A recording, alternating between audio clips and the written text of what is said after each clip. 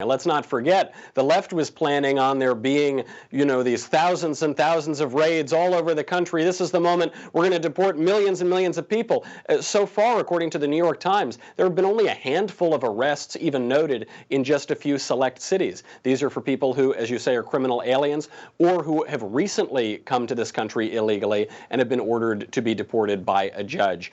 And the reason that the left is upset about this, of course, is that they don't want any illegal aliens to be deported. They view illegal aliens who statistically they and their children and their grandchildren are between 3 and 8 times as likely to identify Democrat as Republican. They view them as future voters. They view them as a way to establish an electoral stronghold in the country. So they don't want anybody to be deported. They also don't seem to like the country very much, so they want to bring in foreign people who do not know very much about the country, who are not steeped in American political traditions or the English language, so that they can bring them in and mold them. The Democrats have been doing this since Tammany Hall. This is an old strategy, and they're keeping it up now. But what's so bizarre about this case is you saw all of these anti-ICE, anti-immigration enforcement protests over the weekend. A couple of them turned pretty violent. One of them nearly launched a terrorist attack, and the media have been silent on it. Because, as you know, Liz, when conservatives speak,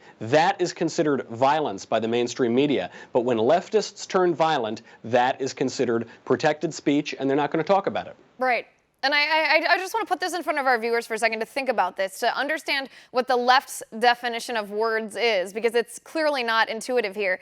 According to the left, it is inhumane and cruel, even un-American, for ICE to deport criminal aliens, illegals who have committed another crime and been convicted of it. That is inhumane and un-American. But when Antifa thugs, domestic terrorists even, launch attacks against law enforcement officials in the United States, law-abiding law enforcement officials in the United States, attempts to shoot them with a rifle and bomb them with incendiary devices, that is a valid form of protest against a system that is broken. Not inhumane, not un-American, nothing. That to the left doesn't even make the news. That's not even newsworthy. That's not a problem whatsoever.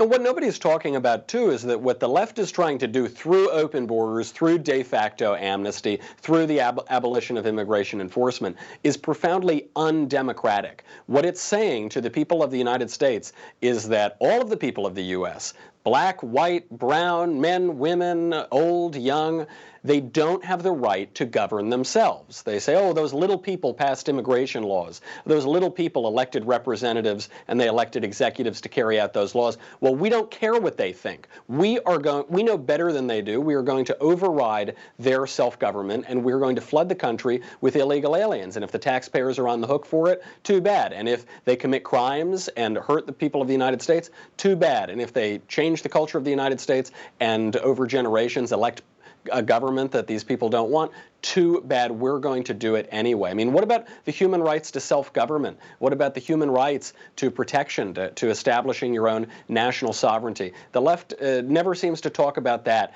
as they prioritize foreign nationals over American citizens.